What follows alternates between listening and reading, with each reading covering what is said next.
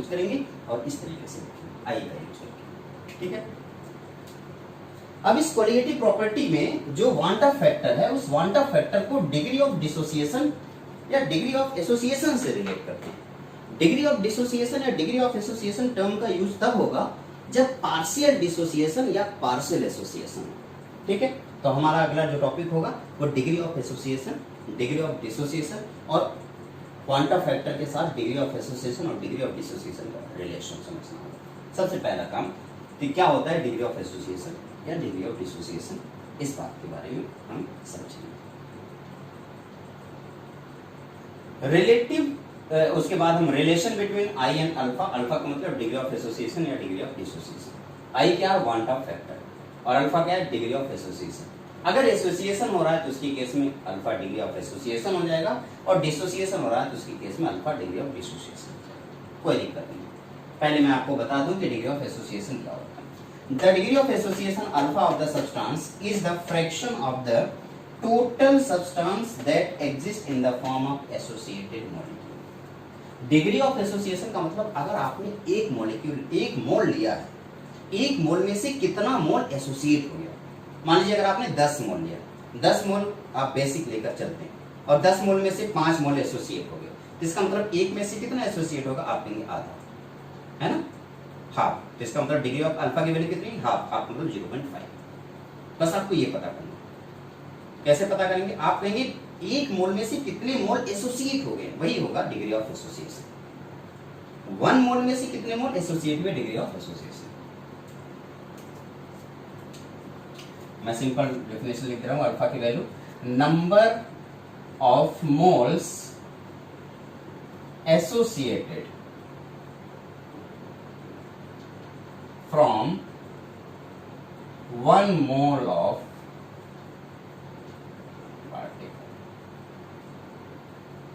एक मोल पार्टिकल में से कितने मोल पार्टिकल एसोसिएट हो गए, वही डिग्री ऑफ एसोसिएशन का। मान लो 15 मोल है, 15 मोल में से 5 मोल एसोसिएट हो गए। आप कहेंगे सर 15 में से 5 हैं तो एक में से कितना होगा, 1/5, 1/3, यानी कि 0.33। तो 0.33 हमारा डिग्री ऑफ एसोसिएशन, ठीक है। ओके, ये हो गया अल्फा की वैल्यू लिखने। अल्फा क्या होगा, आप सिंपल शब्दों में लिखें, number of moles associated from 1 mole of particle. एक मोल पार्टिकल ले लो, उससे जितना एसोसिएट होगा वही डिग्री ऑफ एसोसिएशन अल्फा कहता है।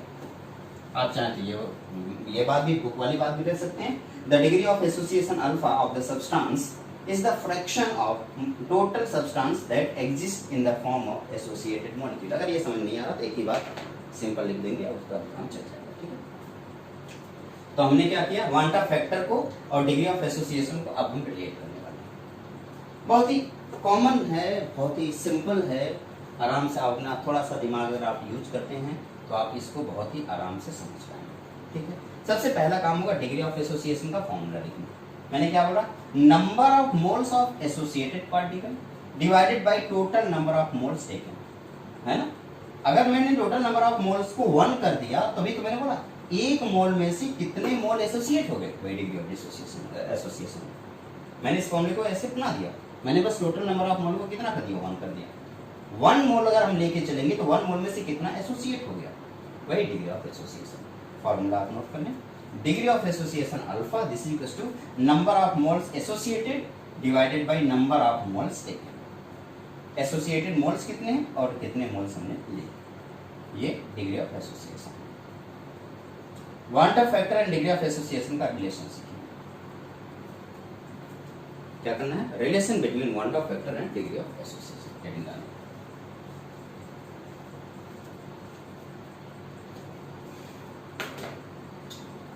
देखें, मान लीजिए आपने सॉल्वेंट के अंदर सॉल्यूट डाल दिया।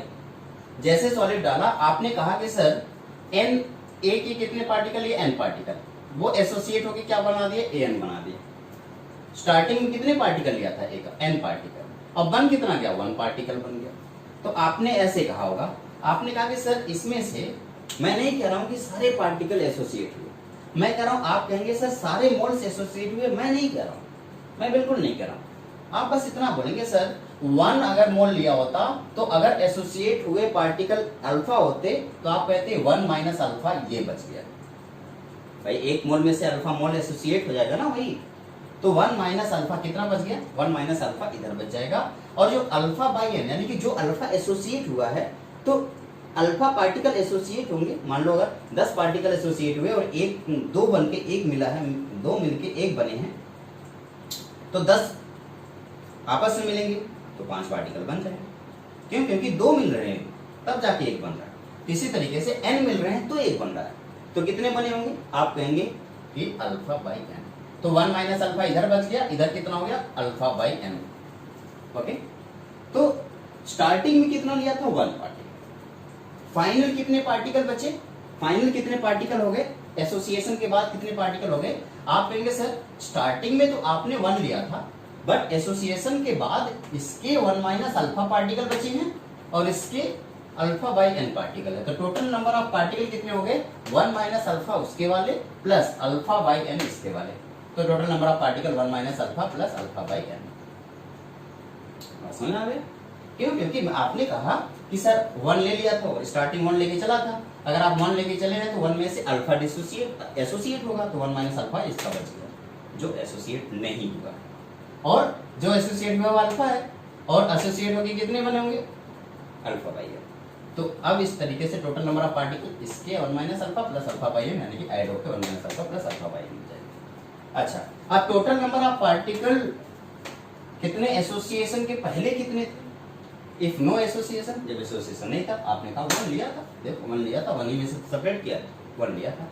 आई की वैल्यू क्या होगी, आई की वैल्यू क्या होगी, total number of particle after association और dissociation divided by before association और डिसोसिएशन। आफ्टर एसोसिएशन या डिसोसिएशन ये है, बिफोर एसोसिएशन या डिसोसिएशन नीचे है, ये आफ्टर वाला है, ये बिफोर वाला है। दोनों वैल्यू को उठा करके यहाँ पे पुट करते हैं, और जब दोनों वैल्यू को उठा के पुट करेंगे तो आई की value 1 minus alpha plus alpha by n divided by 1। आप 1 नहीं भी लिखेंगे तब भी कोई दिक्कत नहीं, थोड़ा सा मॉडिफाई कर लेंगे, इसको अरेंज कर लेंगे।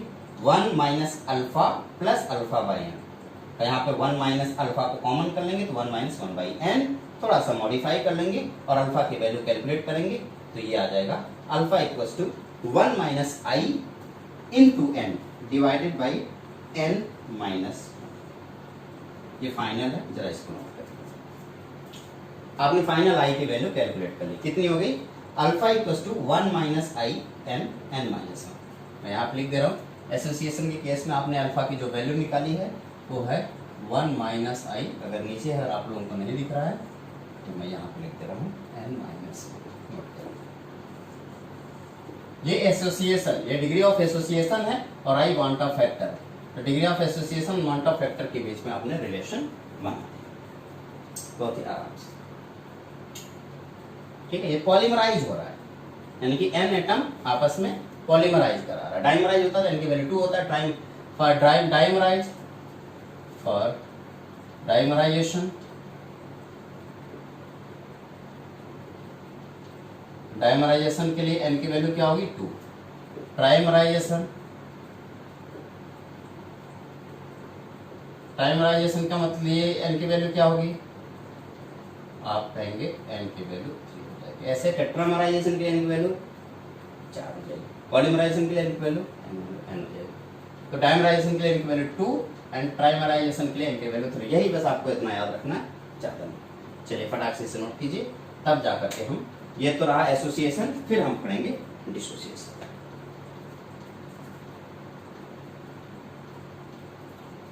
ठीक है, फिर आइए अब हम देखते हैं डिसोसिएशन। एसोसिएशन बहुत अच्छे से सीख लिए, समझ लिए, अब हम पढ़ने वाले हैं डिसोसिएशन।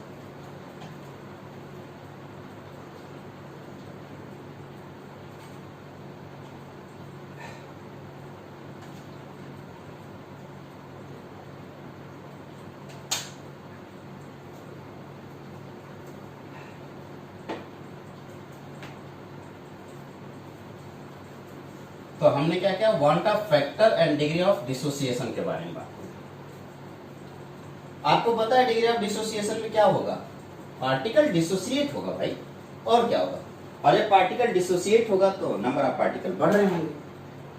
आई की वैल्यू कैसे देखेंगे, आइए देखते हैं। सबसे पहले वही डिग्री ऑफ डिसोसिएशन क्या होगा, फिर से वही बात, एक मोल से इस बार कितने पार्टिकल डिसोसिएट हुए उसे डिग्री ऑफ डिसोसिएशन करेंगे। तो degree of dissociation alpha equals to number of moles dissociated divided total number of moles taken. वही जैसे डिग्री ऑफ एसोसिएशन आपने लिखा था number of moles associated divided by total number of moles taken, उसी तरीके से डिग्री ऑफ डिसोसिएशन होगा number of moles dissociated divided by total number of moles taken.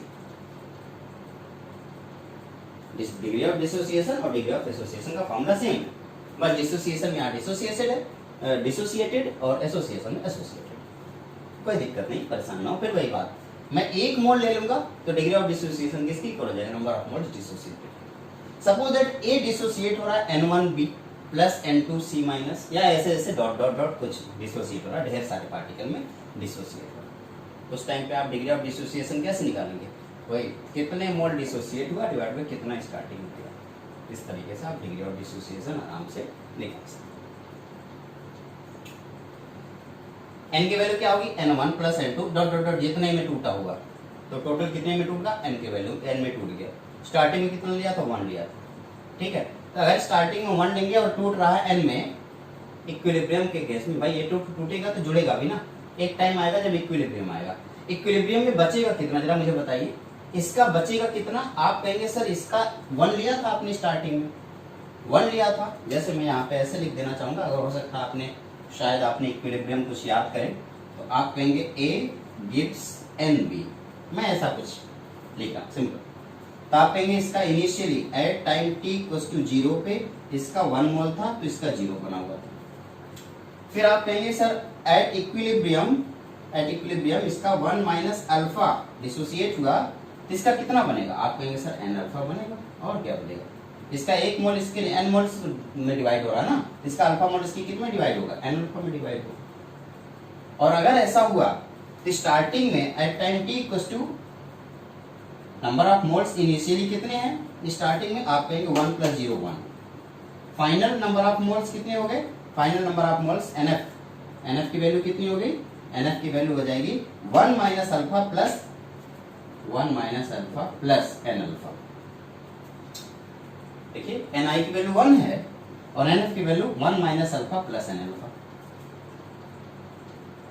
अब इस तरीके से वांडा फैक्टर I की वैल्यू क्या होती है, after divided by before, after यानी कि NF डिवाइडेड बाय Ni, यही तो I की वैल्यू होती है, ऐसे होता है। अब इस तरीके से आप लोग मेरे ख्याल से निकाल सकते हैं, लेकिन फिर भी कोई बात नहीं, मैं निकालूंगा।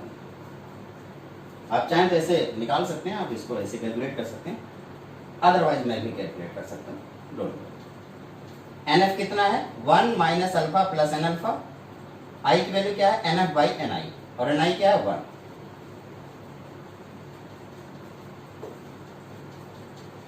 ठीक है, आइए कैलकुलेट करते हैं।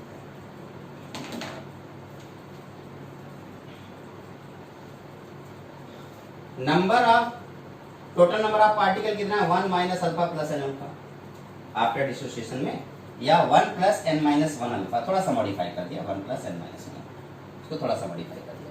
I की value after dissociation divide by before dissociation, ये आपको बताया जा चुका है। तो आफ्टर डिसोसिएशन कितना है, ये वाला या ये वाला 1 प्लस n माइनस 1 अल्फा, और बिफोर डिसोसिएशन कितना है 1। तो इस वैल्यू को अगर उठा करके मैं इसमें पुट करूं तो I equals to 1 plus n minus 1 alpha by 1, या थोड़ा सा मॉडिफाई कर लीजिए, और जब आप थोड़ा सा मॉडिफाई करेंगे तो अल्फा की वैल्यू I के टर्म में आ जाएगी, alpha equals to I minus 1 divided by n minus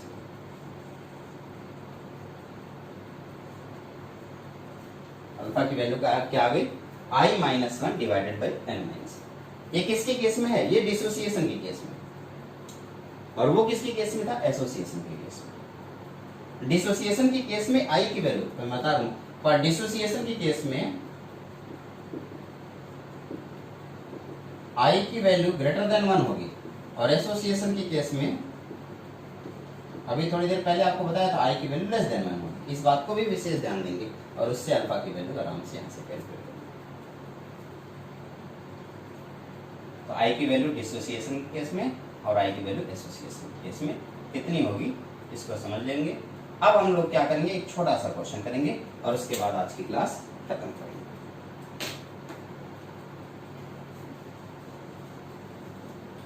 question कुछ इस तरीके से क्वेश्चन है, acetic acid CH3COOH associated in benzene to form a dimer, dimer है 10 की वैल्यू 2 होगी, 1.65 gram of the acetic acid when dissolved in 100 gram of benzene elevated the boiling point of the benzene by 0.36 Kelvin. Calculate want-of factor and also the degree of association of acetic acid. Kb की value इतना दे रखा है, तो फटाफट इसको solve करते हैं। सबसे पहला काम होगा जो गिवन होगा उसको एक जगह पे कलेक्ट कर लेना, ठीक है। जो वैल्यू गिवन होगी उन सारे वैल्यू को एक जगह पे कलेक्ट कर लीजिए, और एक बार वो सारी चीजें एक बार कलेक्ट हो गई तो आप जल्दी से फॉर्मूला लगा करके आंसर निकालेंगे, लेकिन उसके पहले पढ़ना पड़ेगा कलेक्ट करने के लिए। आप क्या करें, फटाफट पढ़ लीजिए, ठीक है। अब क्या करेंगे, फटाफट जो भी वैल्यू दिया हुआ है मैंने उसको लिख दिया। क्या दिया हुआ है, W2 की वैल्यू दे रखा है 1.5 ग्राम, W1 की वैल्यू दे रखा है 100 ग्राम, डेल्टा टीवी की value 0.36 kelvin, KV for benzene दे रखा है 2.57 केल्विन किलोग्राम पर mole, and molar mass of CH3COOH 60 gram. ये सारी बातें गिवन। फॉर्मूला कौन सा यूज होगा, किस क्या पूछा, एलिवेशन ऑफ बॉइलिंग पॉइंट दिया ना, तो एलिवेशन ऑफ बॉइलिंग पॉइंट वाला फॉर्मूला यूज करेंगे। जब आप एलिवेशन ऑफ बॉइलिंग पॉइंट वाला फॉर्मूला यूज करेंगे तब जाकर के सारी चीजें क्लियर होंगी। या फिर आप सीधे कर सकते हैं, आई की वैल्यू आपको कैलकुलेट करना है, अल्फा की वैल्यू कैलकुलेट।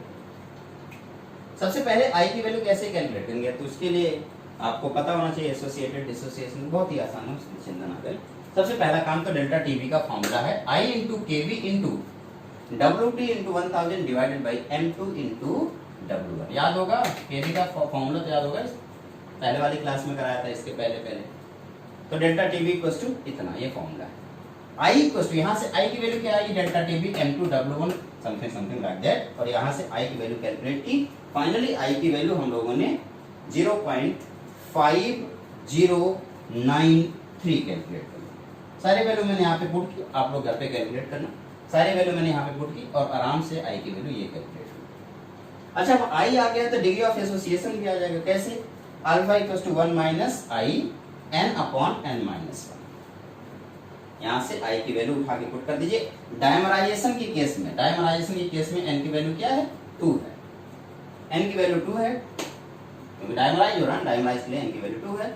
आई की वैल्यू आपने इतना रखा, सारी वैल्यू उठा करके पुट करेंगे, और जैसे आप सारी वैल्यू उठा करके यहाँ पे पुट करेंगे आप देखेंगे अल्फा की वैल्यू आप कैलकुलेट कर चुके हैं, और फाइनल जो अल्फा की वैल्यू आ रही है वो आ रही है 0.9। एक बात याद रखिए, कभी भी डिग्री ऑफ एसोसिएशन या डिग्री ऑफ डिसोसिएशन अल्फा की वैल्यू 1 से ग्रेटर नहीं होना चाहिए। अगर 1 से ग्रेटर हो गया तो आपका आंसर गलत होगा। देखिए 1 से ग्रेटर नहीं है ना, ये 1 से स्मॉलर है, दैट मीन्स ये correct answer. Degree of association alpha की वैल्यू आ गई 0.9। जल्दी से नोट करें ताकि हम लोग आगे बढ़ें।